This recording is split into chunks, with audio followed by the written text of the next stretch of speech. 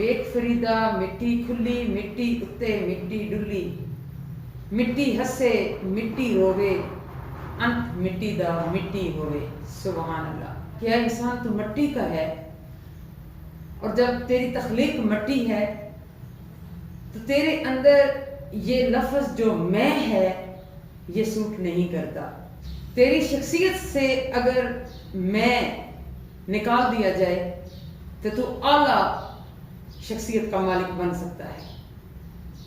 ये लफ्ज़ आज जहान के अंदर जितने रोले हैं, जितनी परेशानियां हैं, खानदानों के खानदान इस वक्त परेशान हाल हैं कि जब अगर कोई नेकी कर बैठता है तो ये मैंने किया, ये मैंने किया। ये लफ्ज़ मैंने इंसान को न जाने कहां तक पहुंचा दिया। तो ये मैं ही था कि जिसने इब्लीस को भी यहां पहुंचाया, कि इब्लीस को भी जब रब्बे कायनात ने कहा कि सजदा कर, तो उसने कहा मैं अल्लाह हूं, अबा इनकार कर दिया, वस्तकबरा वकाना मिनल काफिरीन। तो मुअज़्ज़ज़ नाज़रीन, अपनी शख्सियत के अंदर जब मैं आता है तो इंसान न जाने कितना नीचे चला जाता है। आज के इस दौर के अंदर इंसान कभी जात पे इतरा रहा है, कभी लिबास पे इतरा रहा है, कभी अपनी शोहरत, कभी इज्जत पे इतरा रहा है। तो ये जो तकब्बुर इंसान की शख्सियत में दाखिल है, इस तकब्बुर ने ही इंसान को मलियामेट कर दिया है। क्योंकि अल्लाह रब्बुल इज़्ज़त के हबीब सल्लल्लाहु अलैहि वसल्लम की जो सबसे खूबसूरत तरीन सिफत वो आजिज़ी है, और बदरजहा आपकी ज़ाते पाक के अंदर ये मौजूद थी कि आपके दर के जो नौकर थे उनको भी अल्लाह रब्बुल इज़्ज़त ने इतना मकाम दिया, क्योंकि आका अलैहिस्सलातु वस्सलाम दो जहान के सरदार ने कभी महसूस नहीं करवाया कि तुम नौकर हो। यानी इस कदर आजिज़ी मेरे आका अलैहिस्सलातु वस्सलाम की ज़ात के अंदर मौजूद थी। तो आपने भी आजिज़ी हमें सिखाई, लेकिन आज हम इस सबक को भूल गए, और आज हमारे घरों के अंदर लड़ाइयाँ, झगड़े, परेशानियां, कि अगर कोई इंसान किसी के काम आ जाए तो उसको वो फिर गिला देता है कि मैंने तेरा ये काम किया। अगर हमारी शख्सियत के अंदर जो भी हम कोई काम करें तो ये इस अंदाज से हम ये काम करें कि हम महज अल्लाह और उसके रसूल की रजा के लिए कर रहे हैं, तो फिर सिला भी मेरा अल्लाह और उसका रसूल अता करता है। तो जब हम तवक्को इंसान पे करते हैं कि हम इस इंसान के साथ नेकी कर रहे हैं, और साथ दिल में ये भी कहते हैं कि ये मैं कर रहा हूं, तो उस मैं की वजह से वो नेकी का सिला भी गया और वो इंसान भी गया। क्योंकि वो इंसान फिर इज्जत कैसे कर सकते हैं कि जिसके सामने बार बार इजहार किया जाए कि मैंने तेरे साथ ये किया, मैं फलां मौके पे तेरे काम आया। तो मुअज़्ज़ज़ नाज़रीन, इस इंसान को अल्लाह रब्बुल इज़्ज़त ने इतना आला बनाया और इतना खूबसूरत नबी सल्लल्लाहु अलैहि वसल्लम अता किया और इतनी खूबसूरत तरबियत की, लेकिन ये आज हमारा कसूर है कि हम अपने पाक नबी सल्लल्लाहु अलैहि वसल्लम के सीरत पाक से दूर हो गए। तो एक वाकया है कि एक चौधरी था अपने इलाके का, जिसके 7 बेटे थे, और सबसे जो छोटा बेटा था वो इंतहाई लाडला था। उसकी कहीं लड़ाई हुई, हाथ में पिस्तौल था, और दूसरे जो बच्चा जिसके साथ लड़ाई हुई उसने उस पर फायर कर दिया, बच्चा फौत हो गया, 302 का केस बन गया। वक्त का चौधरी था, उसने पानी की तरह पैसा बहाया कि मैं अपने बच्चे को बचा लूंगा, लेकिन ना बचा सका। दूसरी पार्टी काफी स्ट्रांग थी। जब वो चौधरी नाकाम हो गया कि अब पैसे से बात नहीं बनती और अदालत ने फांसी का हुक्म दे दिया, तो आज चौधरी इंतहाई परेशान। किसी ने मशवरा दिया कि जहां पैसा अपनी वक़्त खो देता है वहां अल्लाह रब्बुल इज़्ज़त के कुछ प्यारे होते हैं जो दुआ करते हैं और दुआओं से काम बन जाते हैं। तू फलां फकीर के पास जा और दुआ करवा। चौधरी फकीर के पास गया। फकीर ने कहा कि अगर मैं जो तेरे जिम्मे काम लगाऊंगा क्या तुम कर लोगे? चौधरी ने कहा मेरे जिगर का टुकड़ा है, मेरा बच्चा है जिस पर 302 का केस है, उसकी जान बचानी है, मुझे कुछ भी करना पड़ा तो मैं करने को तैयार हूं। फकीर ने कहा 5 वक्त की नमाज पढ़नी है और जब भी नमाज पढ़ चुको तो सबसे पहले तुमने उठना है, उठकर जहां लोग अपने जूते उतारते हैं वहां बैठ जाना है, क्योंकि नमाजी जब मस्जिद में दाखिल होती है तो जूते इस रुख उतार के रखते हैं और जब नमाज पढ़ के वापस आते हैं तो अपने जूतों को खुद सीधा करके डालते हैं। लेकिन उस फकीर ने उस चौधरी की ये ड्यूटी लगाई कि तुमने जूतों वाली जगह पर बैठकर लोगों के जूते दुरुस्त करने हैं और जो लोग कमजोर होंगे उनको जूते अपने हाथों से डलवाने भी हैं। चौधरी साहब बड़े परेशान हुए कि अल्लाह अकबर, मैं वक्त का चौधरी हूं, ये मैं कैसे काम करूंगा। फकीर ने कहा मैंने कहा था कि ये काम जरा औखा है, लेकिन हकीकत में वो अल्लाह का प्यारा जो बंदा था वो इस इंसान की मैं को मारना चाहता था। जैसे उसने कहा कि मैं चौधरी हूं, मैं क्यों जूते किसी के सीधे करूं। तो जब मैं इंसान से निकल जाती तो फिर अल्लाह दुआ भी कबूल कर लेते। तो चौधरी कहता ठीक है हजूर, काम तो औखा है लेकिन करूंगा जरूर, क्योंकि मेरे जिगर का टुकड़ा जो है उसकी जान पर बनी है। अब चौधरी साहब जब भी नमाज पढ़ते हैं और जूतों की जगह पर आकर बैठकर जूतों को सीधा करते हैं और हर नमाजी वो जूता पहनता है और चला जाते हैं।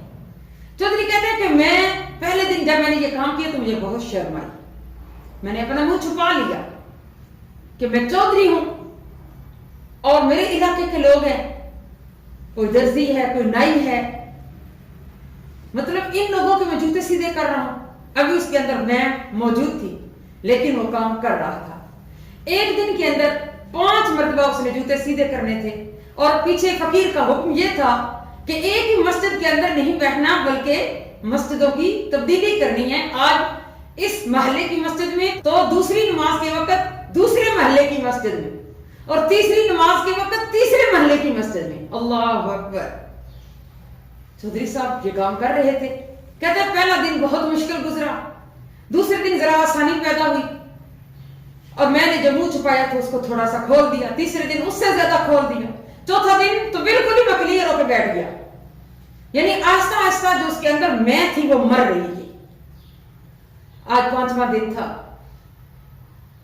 आज वो जिस मस्जिद के अंदर बैठे, कहते मैं जूता सीधा करके, तो बड़ा कीमती जूता था, उस इंसान के सामने रखा तो उस बंदे ने मुझे पहचान लिया क्योंकि मेरा मुंह नीचे था, मेरी आंखें नीचे थी।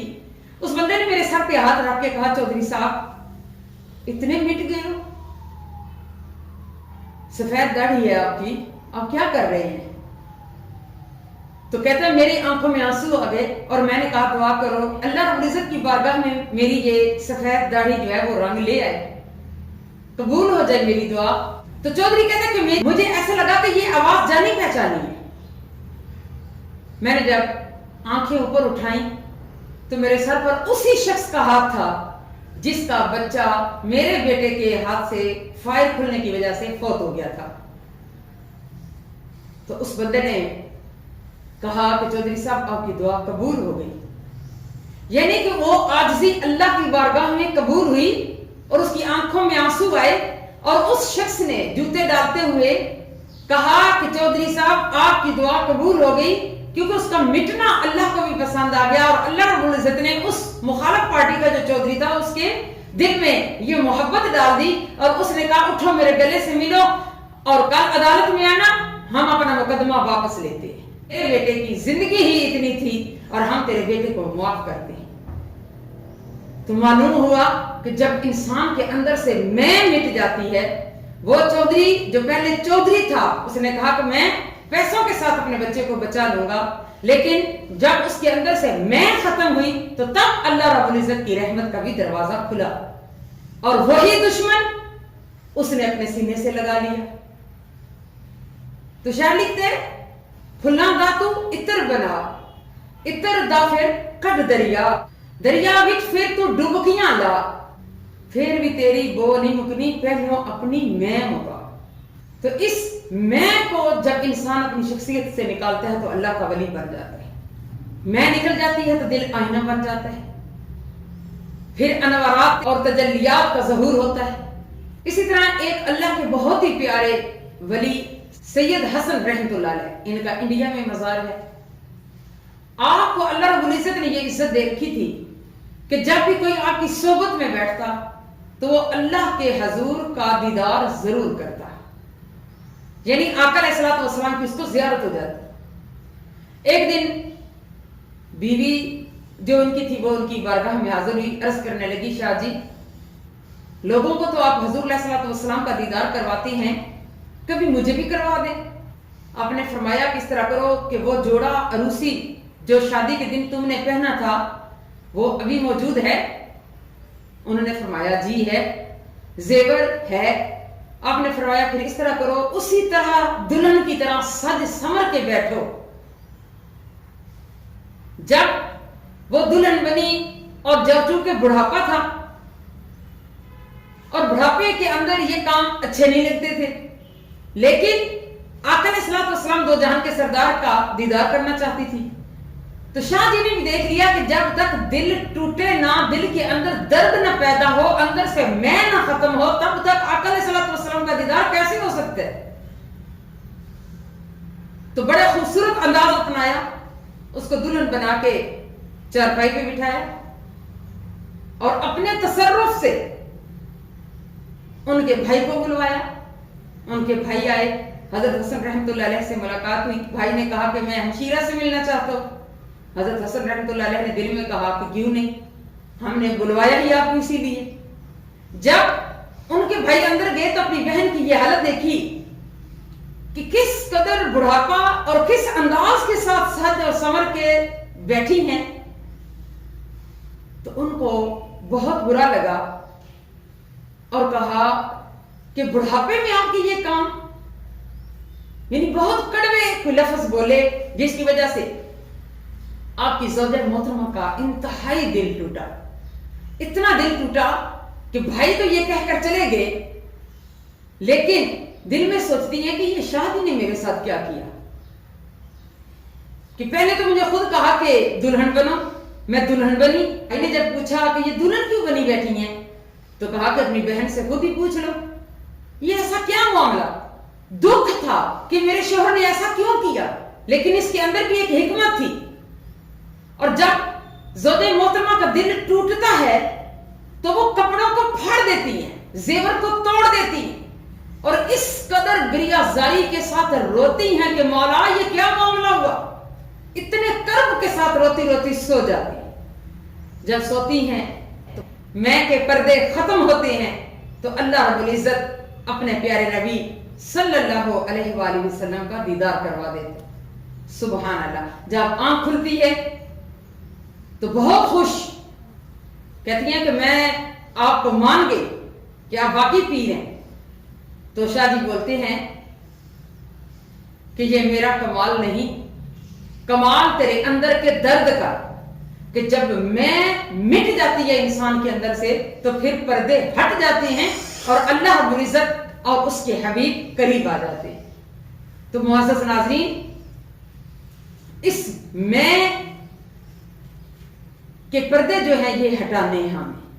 ہم بھولے بیٹھے ہیں، ہم غفلت میں ہیں کہ ہم جب کسی کے ساتھ کوئی اچھا سلوک کرتے ہیں تو ہم اس کا بھی تانا دے دیتے ہیں کہ یہ میں نے کیا. تو شاعر لکھتا ہے کہ نہ کر بندیا میری میری، نہ تیری نہ میری، 4 دنوں دا میلا دنیا پھر مٹی دی ڈھیری. مٹی نال تو دھوکا نہ کر، تو بھی مٹی اے بھی مٹی. ذات پاک دی گل نہ کر تو، ذات بھی مٹی تو بھی مٹی. ذات صرف خدا دی اچھی، باقی سب کچھ مٹی مٹی. تو اس مٹی کو اللہ رب العزت نے اتنا نرم بنایا ہے کہ آپ جس طرح اس کو چاہیں ڈھال سکتے ہیں. تو کوشش کریں کہ اپنے رویوں کے اندر، اپنے نظریات کے اندر عاجزی پیدا کریں اور اس میں کو نکال دیجیے. دیکھیے درود پاک صلی اللہ علیہ وآلہ وسلم جب ہم پڑھتے ہیں، ہم اللہ کی بارگاہ میں آرزو کرتے ہیں کہ یا اللہ ہمارے نبی صلی اللہ علیہ وسلم کی پاک ذات پر تحفہ درود کا بھیج. یعنی اس کے اندر بھی میں نہیں ہے، میں کو ہٹا دیا. تبھی اللہ رب العزت نے اس کو ڈائریکٹ قبول کر لیا کہ جب ہم ایک بار اس درود پاک کو ادا کرتے ہیں تو اللہ 10 بار ہم پر اپنی رحمت کی نگاہ ڈالتے ہیں. تو جب میں نکل جاتا ہے تو اس وقت اللہ کے ہم قریب ہو جاتے ہیں. تو کوشش کریں کہ جب بھی کوئی نیکی کریں کسی کے ساتھ تو اللہ کی رضا کے لیے، چاہے ہمسایوں کے ساتھ نیکی ہو، چاہے اپنے رشتہ داروں کے ساتھ کوئی نیکی ہو. آج کے اس دور کے اندر کوئی دوست کسی کے ساتھ نیکی کر بیٹھتا ہے تو بس اس کا دل ہوتا ہے کہ یہ اب میری عزت کرنا شروع کر دے. ہم صلہ چونکہ اس انسان سے مانگ رہے ہوتے ہیں، جبکہ حقیقت میں آقا علیہ الصلوۃ والسلام نے فرمایا کہ اپنے رب پہ رکھو، کہ صلہ وہی دے سکتا ہے جس کا یہ حکم ہے. تو آئیے اپنے وجود کے اندر اور اپنی نظریات کو دیکھیں کہ ہمارے وجود کے اندر کون سے ایسے نظریات ہیں جو ہماری دعاؤں میں رکاوٹ بنتے ہیں اور ہماری دعائیں قبول بھی نہیں ہوتی. ہمیں ان سے بچنا ہے اور آقا علیہ الصلوۃ والسلام دو جہان کے سردار رحمت عالم صلی اللہ علیہ وآلہ وسلم کے نقش قدم پر چلتے ہوئے، ان کے اسوہ حسنہ پر عمل کرتے ہوئے عاجزی کو اختیار کرنا ہے اور میں کی اس جھوٹی رسم سے نکلنا ہے کہ میں بہت اعلیٰ ہوں، میں کچھ بھی نہیں، ذات پاک دی گل نہ کر تو، ذات بھی مٹی تو بھی مٹی، ذات بھی مٹی تو بھی مٹی، ذات صرف خدا دی اچھی، باقی سب مٹی دی مٹی.